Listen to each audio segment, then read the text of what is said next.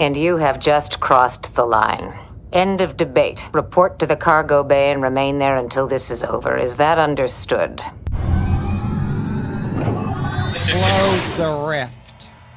Close that rift. Close the rift. I don't know what. How many fisting bottoms? Close the rift. I'm getting sucked in. Close the gift.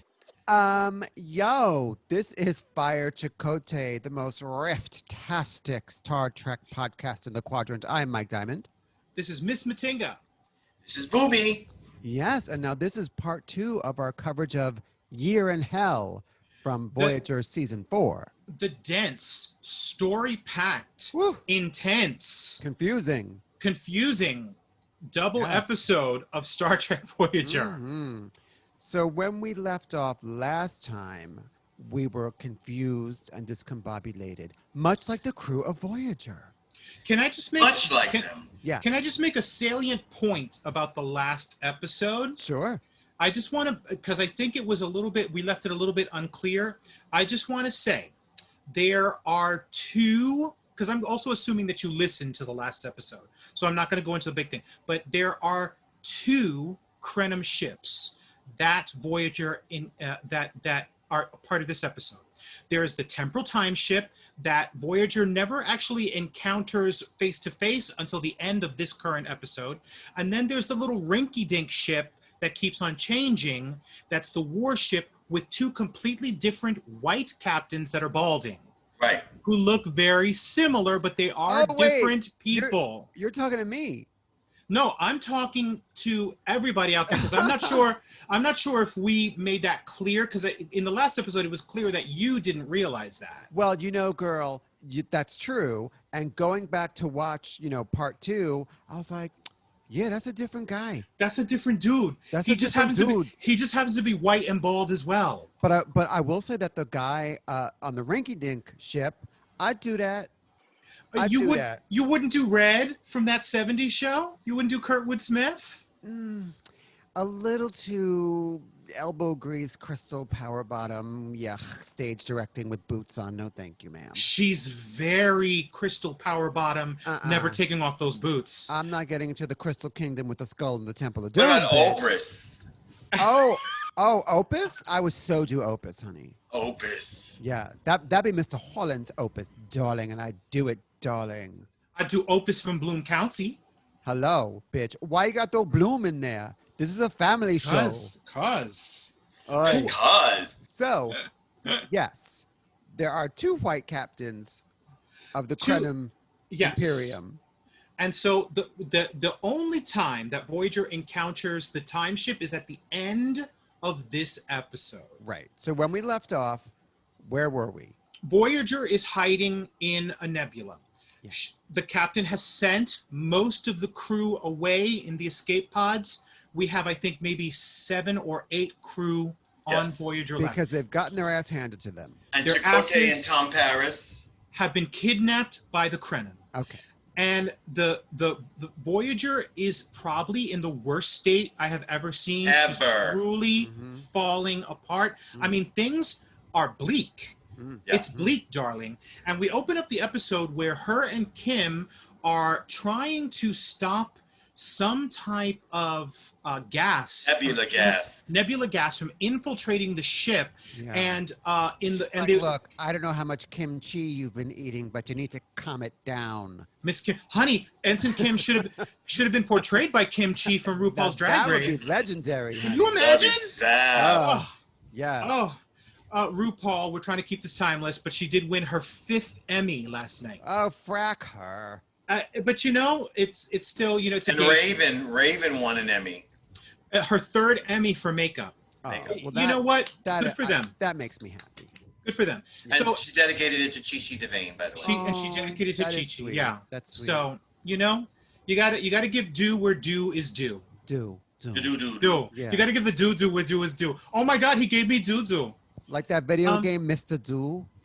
I love Mr. Mr. Do. Yeah. And he would throw the Mr. Do. Do you remember Mr. Do? I do. But wasn't Mr. Do just kind of a cheap knockoff of Dig Dug? Yes. And Burger Time. They were all kind of. But Mr. Do was the best one. Mr. Do was where you would like Mr. Do was the inflate best them one. and pump them up and then they would explode. Or he would like throw a frisbee and fuck him up. I love that. Fantastic, darling. So anyway, they are trying to fix this gas infiltration of the Voyager, And they're hiding in a nebula. And they're full out hiding. And in doing so, both Kim and the captain do great damage to their lungs.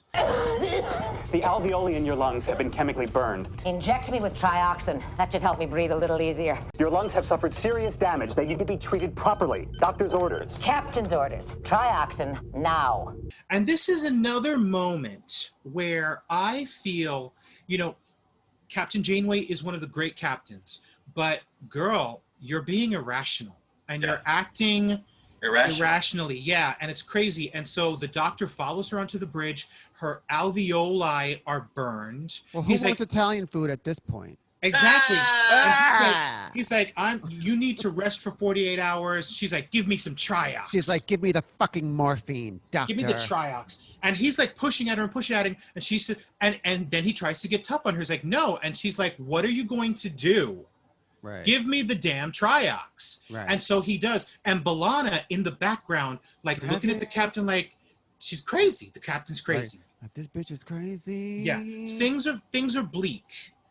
So Janeway's stomping around, demanding drugs, being very short with the crew, trying to keep her ship together with chewing gum and scotch tape, basically. And just barely holding it together. And then they have a meeting? Yes. They have a meeting in the mess. Yeah. And because it's a mess.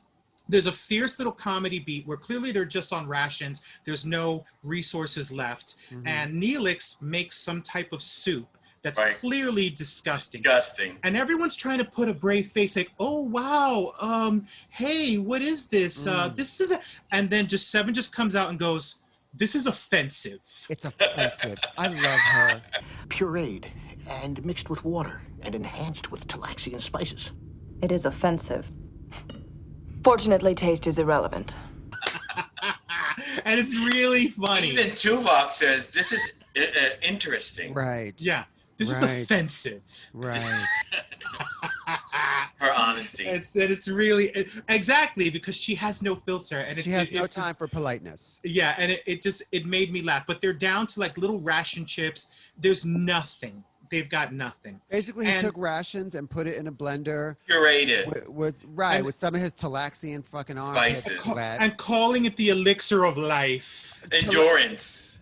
Child, please. When he calls it the elixir of endurance, Janeway basically rolls her eyes. Well, get this fool-ass squirrel off my ship. Why is he on the ship? She's not feeling warm. No. Why is he out of all of the crew that left? To make that stank beverage? I guess. She's not feeling warm. She's not having jokes. Right. She's not down for the kiki. Right. She's all business, and she's half insane. Oh, very much insane. She's half insane. And she's determined to press on, and then Seven's like, no, I don't think so. And I don't think so. Calls her out in front of everybody that Tuvok has to read her later. And Tuvok's face when Seven challenges the captain. You are in error. Really? At the moment, this vessel is defenseless. We should remain here until we are functioning at our peak efficiency. I appreciate your opinion, Seven, but I disagree.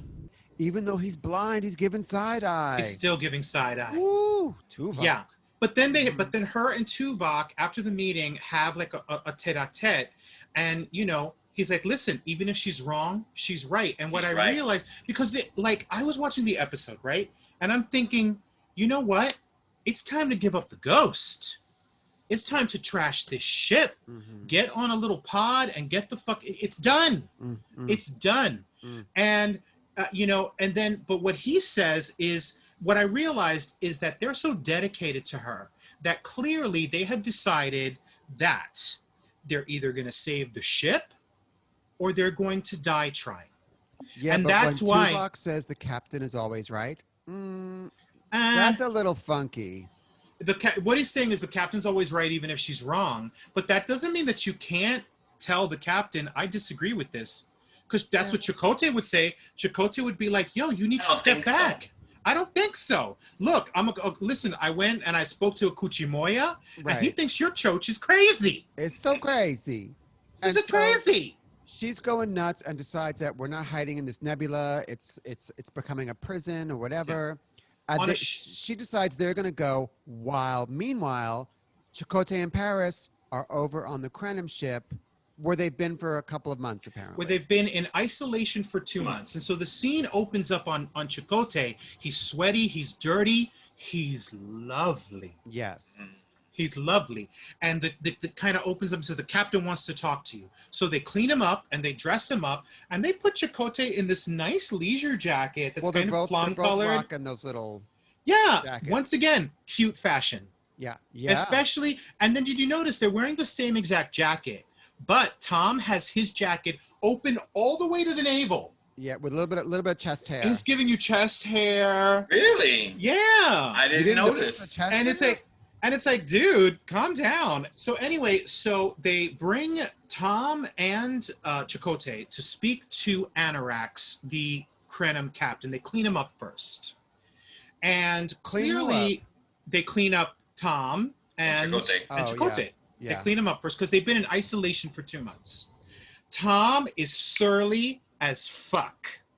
Chakotay wants to talk. He's reserved. So they're playing like sort of a good cop. A good cop, bad cop. Bad cop sort of thing. And there is food on the table. I would have sat down and ate. Miss Booby, did you really look at that food though?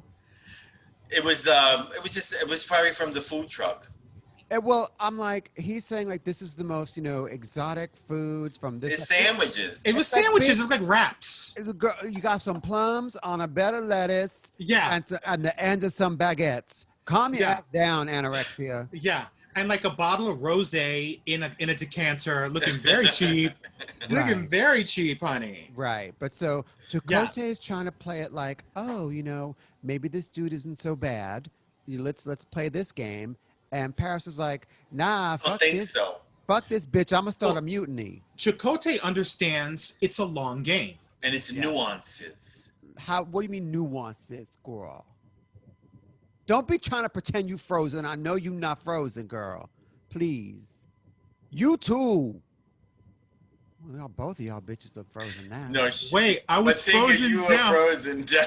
Oh my God. Oh my goodness. Am I back? You were like this. Girl, can you hear us, girl? I can. Okay. But I felt like you guys were gone for a second. There we are. Now, Miss Booby was about to explain the nuance of Chakotay's game. Yes. No, it was just, Chakotay is trying to play the games to figure out what's the best way to get back to Voyager. Okay. Whereas Tom is just being a bitch. Is he being a bitch? Is he? Well, he also understands that it's wrong what they're doing. They're wiping. What are they doing? They're wiping out civilizations for their benefit. So they keep doing temporal incursions to change the timeline to get to this result that anorexia wants. Right, which is to get his wife back. Because he got a lock of her hair from her chest. Oh, that's in that little like glass pyramid thing. Yeah. Yes. Right. Well, that species is known for their hairy-chested women. But so Tom is being very Tom and Chakotay is being very Chakotay. But what you realize is that this entire 200 years, this captain has been on a personal mission. It's not even about, what is it even about even? His obsession with restoring that timeline kind of mirrors Janeway's obsession about getting her ship together and carrying on with Voyager. Not seeing the forest for the trees. They're both over the top. They're both over the top. But so... Honey, one time I was dating this dude and I got over the top myself. His name was Diesel. Hey. And honey, I got over it. I got over that top. Hold up now, my kitty. You were over it. Yes. I did date a guy named Diesel, by the way. And? It was a truck driver. Fortunately, taste is irrelevant. So they leave the nebula and they are in this little storm of micro asteroids. And so they can't get deflector control up. Deflectors are what deflects little debris. Kind of like shields. Yeah, so she goes down to deflector control. Deflector control is on fire. Fire, literally. Yeah. Ooh. And she says something to the bridge like, tell the doctor I'm gonna be burnt and gagged. Prepare. But the crew tries to stop her. They're like, yo, Captain, you're being stupid. What up with that? What up, Cap? But once again, acting irrationally. Right. She's like, Irrational. I'm about to go dive into this fire. Yeah. Tell the doctor to have the morphine ready. And I think she gets third-degree burns over 70% of her body. If that happened to a person today, that person would almost assuredly die. Bridge, I'm going in. Stand by to engage the deflector. Tell the doctor I'll be coming back with severe burns. Captain. Do it. Now, is this the point when the doctor tells her, bitch, I'm telling you, step down? Yes. And she says, motherfucker, I'll unplug you. Right. I will deactivate you. Yeah. Look, He tries to relieve her of command, Which and is what is his right as the chief medical officer. Right. Yes, it is. And she's like, no. I don't think so. I'm not going to stand here while you rationalize yet another brush with death. You don't have to. As chief medical officer, I have the authority to relieve you of your command. You're not going to do that. If, in my medical opinion, your judgment has been impaired, I can, and I will. Try it, and I'll shut down your program. It's so personal. Yeah. That's Because like saying he's to any other crew member, I'll fucking kill you. Because he is a sentient being. Right. Now look at her face when he's like, well, that just proves that you're crazy. Yeah. The look on her face is, okay, let me play this motherfucker. Okay. Yeah. This in television is on to me. So let me be smooth and apologize. But meanwhile, I'm not stepping down. But the real shady part was when she turned around. She was like, look, ColecoVision, don't try me. Nah, bitch. Nah. Oh, Nah. You pixelated motherfucker. But I will say, in her defense, Miss Janeway is rocking the short hair. Yes. Honey, she's getting thrown around the ship. She's whipping her hair back and forth. She whip her hair back and forth. And it looked good. And I want to know, if they've been on the ship for like almost a year, who's cutting her hair? And does she have someone secretly styling it? Neelix. That's why he's there. Hello. Oh. Because they don't got a blue Bolian on Right. this ship, because it's the blue Bolian that cuts the hair on Star Trek The Next Generation. And honey, when I see Chakotay looking sweaty, I got some blue Bolians too. Okay. All right. So listen, we're headed for a collision here. Crazy Janeway and her busted ass ship. I want to say there is a little moment. And Anorax and his time core temporal warp machine. Yes. There's a little moment, a beautiful character moment, where I was just doing that. Like I was feeling very that earlier. All right, a little. Yes. Because sometimes you just gotta vogue. Sometimes you got you to. do. Sometimes you Yeah. have to. Yeah. You have to. Yeah. Try it, and I'll shut down your program. But like, there's a beautiful character moment where, for some reason, her and Neelix are going through the corridors of the ship, and they're figuring out what's wrong and trying to fix it. They get to Chakotay's quarters. They go into Chakotay's quarters, and she finds the watch that he had replicated, that Chakotay had replicated for her. And she finds it on the floor. And she, in the previous episode, which is a gift for her birthday, which was 5 months earlier. Right. She bends down to pick it up, and she whispers, he didn't, because she told him. He disobeyed orders. He disobeyed orders. And then she's just overwhelmed with emotion. And like, she gets this look on her face, and then she tamps it down.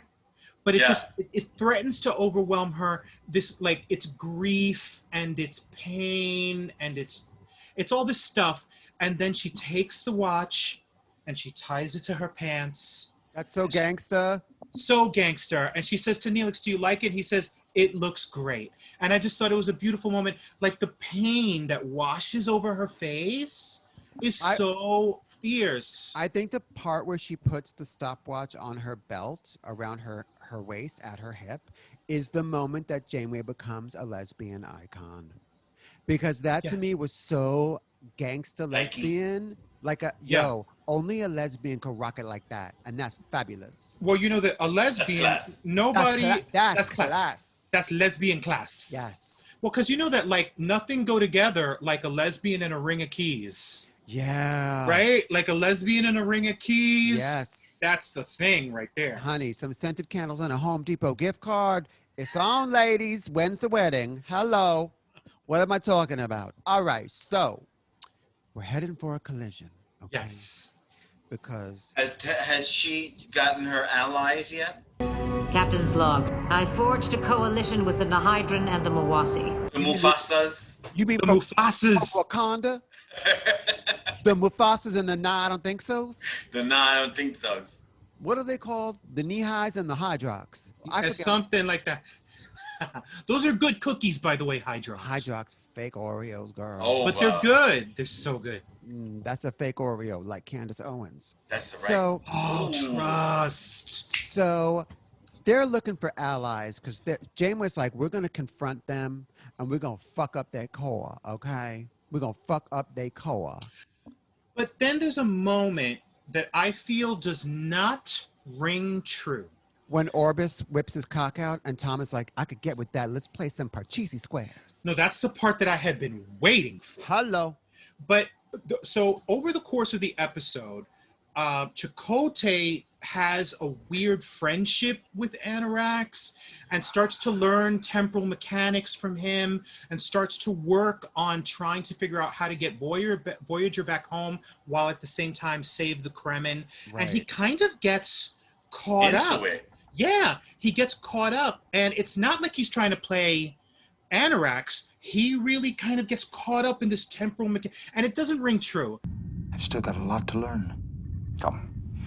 It's time I show you the heart of this vessel. The temporal core. I think he's trying to figure out a way to manipulate the incursion to reset everything so that Voyager's okay and nobody's hurt. And no bloodshed. Right. And right. Because he even, when Tom says, nah, let's mutiny this bullshit, he's like, no, Tom, you fall in line. Right. And I was like, no, Tom's got the right idea. What are you going to do? Take away my holodeck privileges? Yeah. And I was like, yeah, Tom, you've got the right. And meanwhile, Tom is like figuring out, like, how do we sabotage this bullshit? Because he's sitting there playing Monopoly with Opus, okay? Yeah.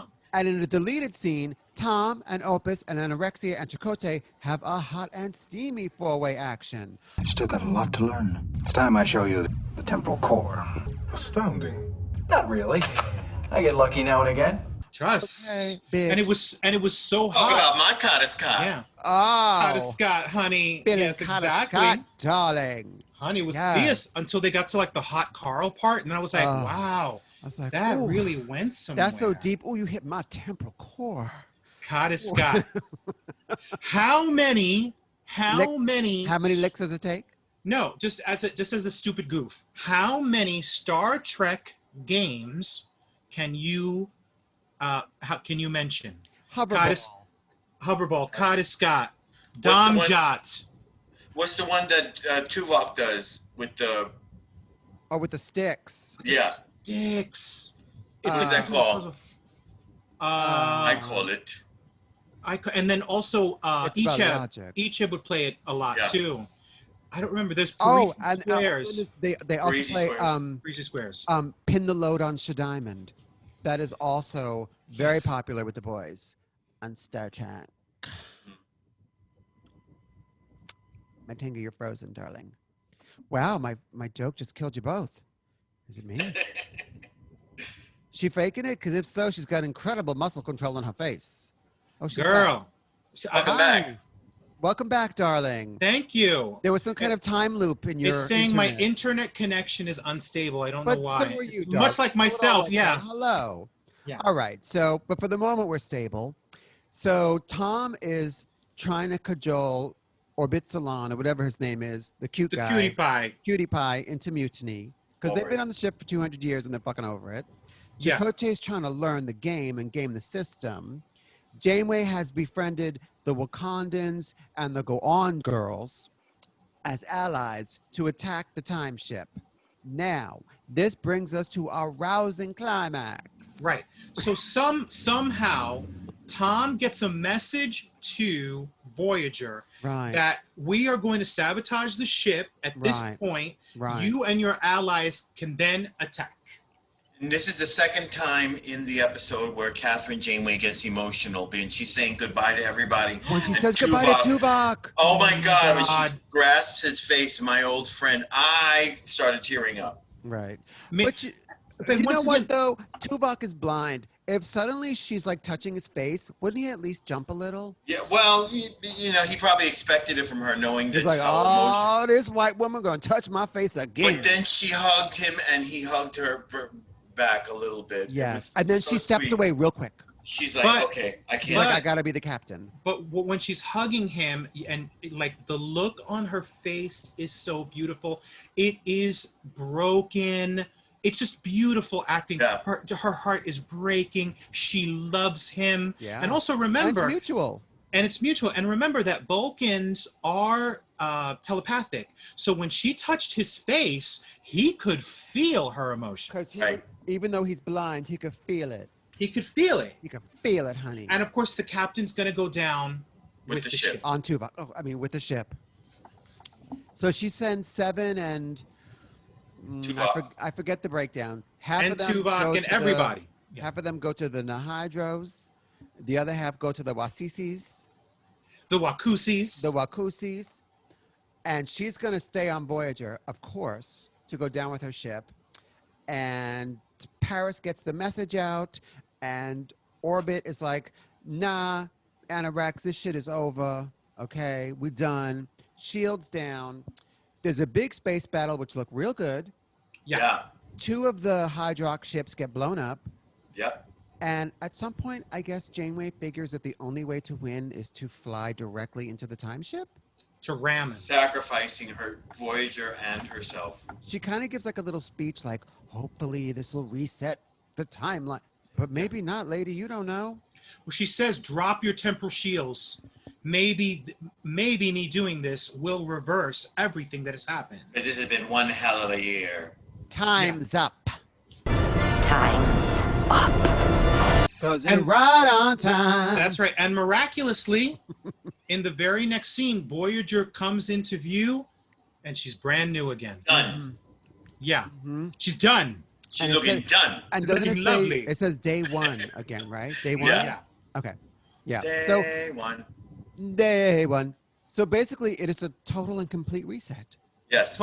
And nothing ever happened. That year does not happen. Right. And I have a question to pose to The both 200 of you. years didn't happen to the captain. Doesn't happen. Anorexia. Yeah. Now, Ruby, do you think that Captain Janeway remembers any of it? No. She doesn't remember any of it. No. I don't think so. I don't think so, right? It's like it never happened. No, like it I don't never think so. happened.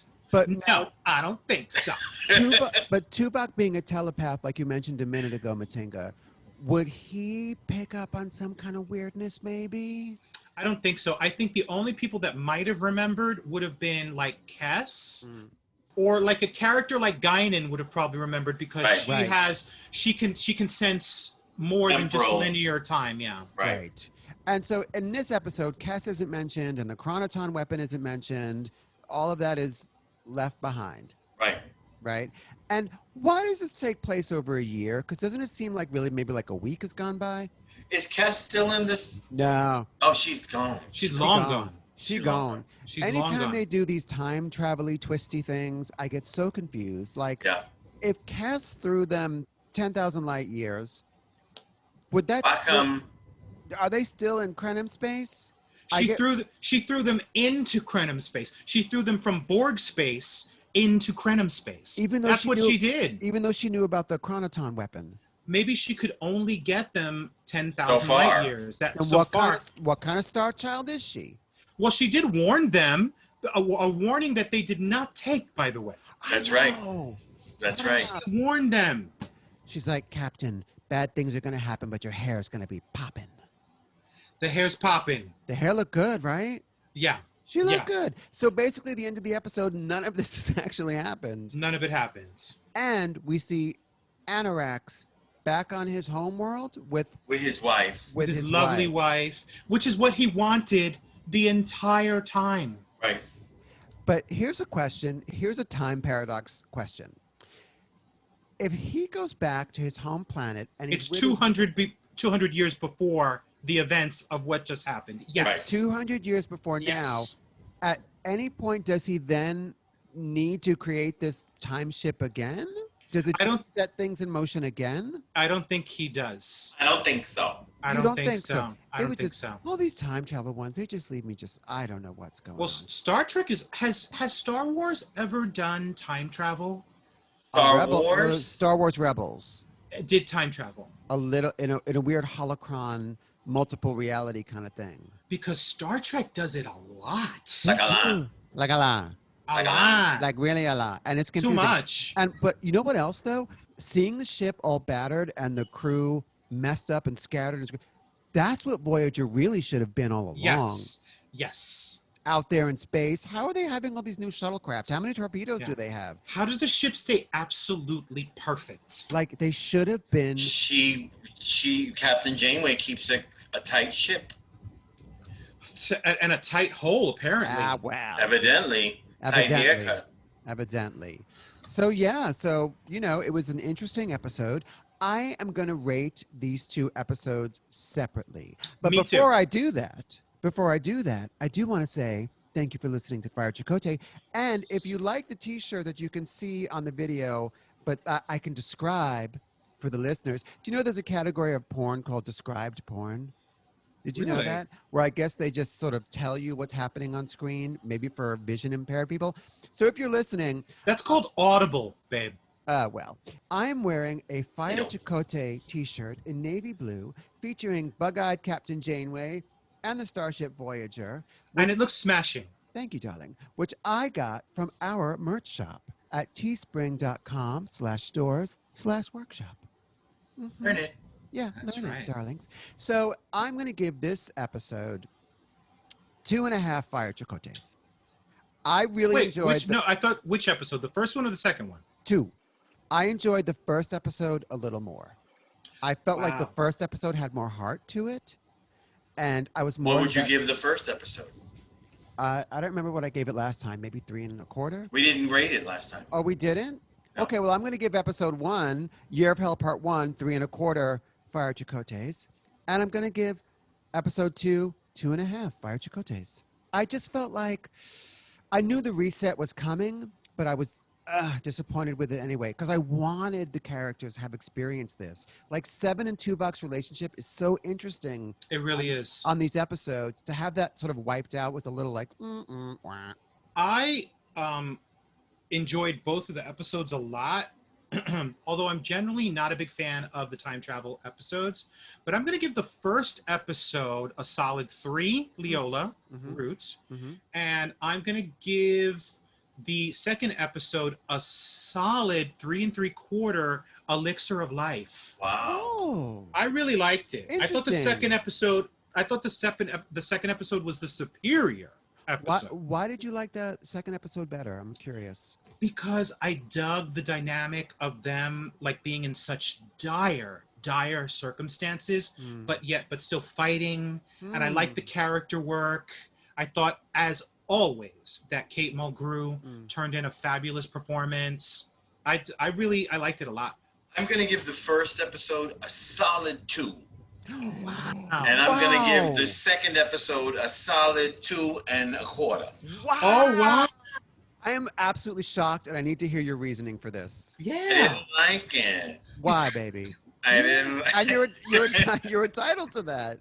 You're entitled. I'm actually, Matinga, are you like surprised? Because I'm surprised. I really am. It was the least interesting of the stories for me. And the only reason I give it a quarter more in the second episode was because of the touching scene with Catherine and Tuvok. Yeah. Wow. But all in all, I thought it was blech. Like you didn't feel it. I didn't feel it at all. Miss Poopy, I think this is the lowest rating you've given any episode we've watched so far. Yeah. I'm gagged. And I'm being nice. Don't be nice, honey. Why start now? Well, let me ask you this. What did you really not like about this? It was missing something for me. More of the crew. Yeah. I don't know. It didn't keep my interest. I watched it because I had to watch it. Yeah. I'm I sorry. watched it 'cause I had to watch it. Ms. Booby, you may pick the next episode that we cover Yes. then, since we've grievously harmed you, apparently. Next episode is your pick. Okay. Yeah. Your pick. Bet. And next is Ms. Booby's pick, which we'll find out next week, I suppose. Yeah. Okay, so I was middling on it. Matinga, you liked it. I liked it. Boobies, you're like, no, I don't think so. Right. Well, thanks again for listening to... I feel better now. Yo, guys, that transdermal gel I put on my skin is totally kicking in right now. You know what Guys, I just totally ate Carla. I just totally ate Carla. Do you know what I'm going to do? I'm going to go on our merch shop and order some more Fire Chakotay merch because it's fabulous. Hells yeah. At teespring.com/stores/workshop. Listeners and or viewers, thank you so much for tuning in to Fire Chakotay. I am Mike Diamond. This is Miss Matinga. And this is Booby. It's offensive. Live long and prosper, y'all. Yo, Tuvok throws down a live long and prosper, right? Yeah. Yeah. Uh-huh. Blind as he live, is. honey, live long in Prospect Park because you homeless. Oh, and that's bringing us to the end of this episode of Fire Chakotay. I am Mike Diamond. This is Miss Matinga. And this is Booby.